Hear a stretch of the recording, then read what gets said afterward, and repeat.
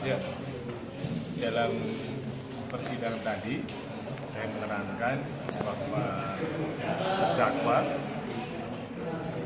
tidak memenuhi unsur perbuatan-perbuatannya sebagaimana yang tercantum dalam dakwaan baik 285, 289 maupun 294. Karena apa? Karena kalau 285 tadi kan harus ada perbuatan yang dilakukan oleh terdakwa itu mengancam kekerasan atau ada unsur kekerasan.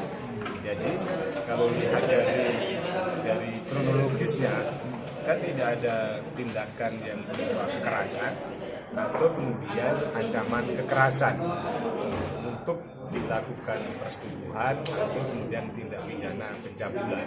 Jadi kenapa saya mengatakan itu? Karena dari bukti-bukti yang diungkapkan tidak ada tindakan yang misalnya memukul, menendang atau kemudian tindakan-tindakan fisik yang dilakukan kepada korban misalnya seperti itu, atau juga tidak ada bukti yang menunjukkan bahwa dia akan melakukan kekerasan jika tidak menuruti kemauan misalnya dari terdakwa misalnya. Tetapi perbuatan itu terjadi, tidak ada terpaksa, tidak ada ketakutan, tidak ada terancamnya, tidak ada tersakitinya, dan lain sebagainya. Sehingga unsur di 285 maupun 289 tidak terpenuhi. Karena apa? Karena unsur utamanya adalah selain persetubuhan, selain di luar perkawinan adalah unsur kekerasan dan ancaman kekerasan. Demikian pula di 289 unsur utamanya juga harus ada kekerasan atau ancaman kekerasan. Itu yang tidak terbukti. Ya.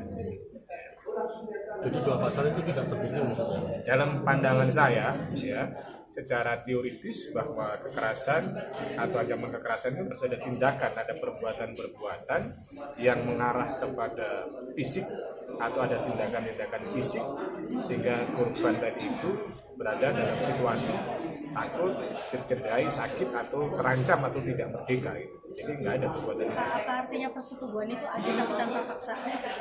Nah, sejauh pengetahuan yang saya miliki dari fakta tadi itu ada kecenderungan tanpa paksaan sebagaimana yang disampaikan oleh penasihat hukum tadi itu.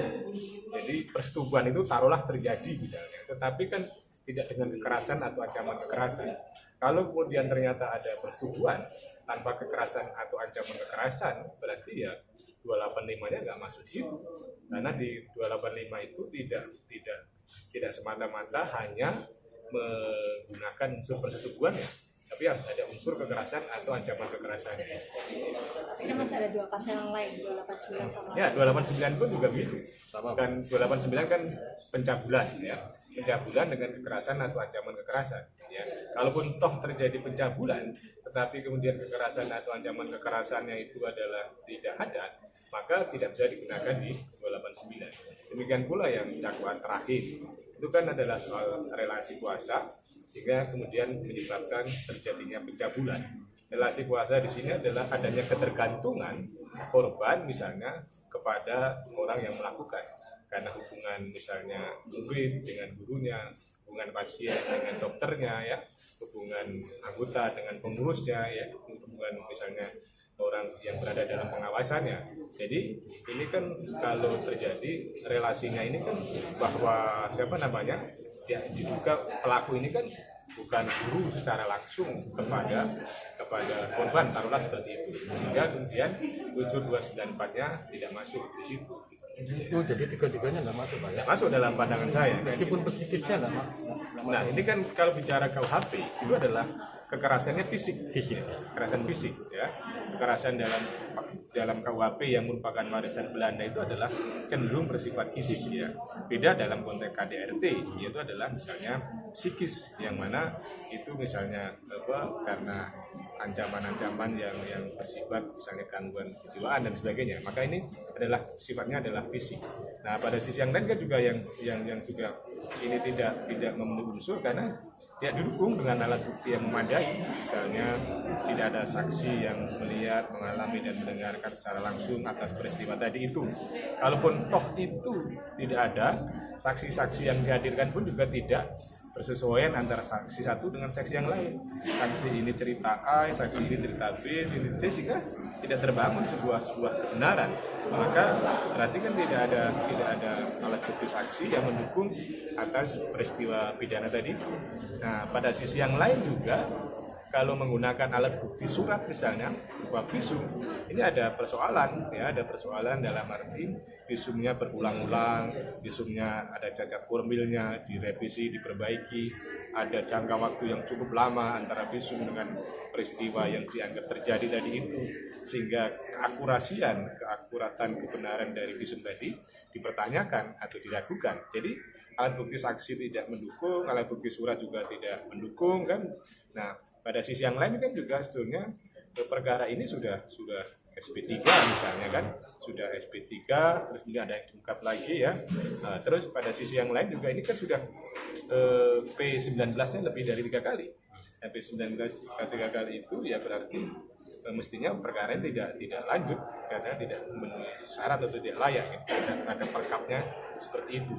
Jadi saya berharap misalnya dalam persidangan ini tidak terpengaruh opini, tapi adalah berdasarkan fakta, alat bukti yang kemudian membentuk sebuah keyakinan hakim sehingga menghadirkan keadilan bagi terdakwa dan menghadirkan keadilan juga misalnya bagi korban sekiranya memang dia benar-benar korban. Tapi kalau kemudian ternyata bukan korban kan, maka kan jangan sampai orang yang tidak salah diperlakukan tidak adil kan seperti itu. Ya. Pak, bisa dipertegas lagi soal relasi kuasa yang dakwaan terakhir tadi loh Pak, antara murid dengan saat itu kenapa nggak bisa? Nah, karena kan yang bersangkutan ini terdakwa tidak mengajar secara langsung kepada yang bersangkutan atau yang dianggap korban tadi itu, tapi dia sebagai wakil rektor atau apalah ya, sehingga tidak semuanya orang yang berada dalam struktur institusi pendidikan itu punya relasi kuasa dengan muridnya, karena tidak ada akses tentang nilai, tidak ada akses untuk mengajar ya. Maka relasinya ini adalah relasi tidak langsung, bukan relasi secara langsung. Sementara kalau dalam lihat konstruksi 294 tadi itu adalah mengarah kepada relasi kuasa secara langsung gitu. Sehingga ada ketergantungan ya. Di DPO itu sempat diumumkan oleh Kapolda jika korbannya 5 itu bisa berubah menjadi 1. Itu secara hukum gimana? Ya, tentunya ini dipertanyakan DPO korban 5 tapi kemudian 1. Maka kan ini adalah sebuah data yang tidak valid kan. Tetapi lagi-lagi harus kembali pada fakta persidangan ya, kepada alat bukti. Maka kalau ada korban 5 misalnya tadi itu kan harus berdasarkan alat bukti. Jadi ini patut dipertanyakan, misalnya kalau ada DPO 5 ternyata kemudian yang disidangkan 1, berarti ya korbannya hanya 1 saja kan gitu. Karena mengkonstruksikan seseorang menjadi korban itu kan harus berdasarkan alat bukti. Berbeda dengan kasus Heri misalnya yang di Jawa Barat itu, memang korban-korban ini adalah mengaku dan kemudian didukung dengan alat bukti yang secara kuantitatif maupun secara kualitatif sangat mendukung pada waktu itu. Artinya kan ini menyangkut nama seseorang ya. Ya. Itu diumumkan 5, faktanya di persidangan cuma 1. Ya, ini makanya ini satu tindakan yang sebetulnya tidak hati-hati, tidak cermat, dan itu mencederai rasa keadilan. Misalnya terdakwa menganggap umumkan korbannya 5 tapi kemudian ternyata 1. Seharusnya ini direhabilitasi mana yang benar sebetulnya korban tadi itu. Kalau ternyata sidangnya cuma 1 berarti korbannya cuma 1. Jangan kemudian ada stigma bahwa seolah-olah korbannya 5 sebagaimana yang diumumkan dalam DPO, karena semuanya kan harus berasal dari apa yang terungkap dalam fakta persidangan. Siap. Prof, nama lengkap? Suparji gitu aja, Suparji Ahmad. Suparji Ahmad. Ya, dari mana? Universitas Al-Azhar Indonesia. Ya. Terima kasih, Bro. Oke, terima kasih. Terima kasih. Diulang, Prof. Suparji Ahmad. Suparji Ahmad.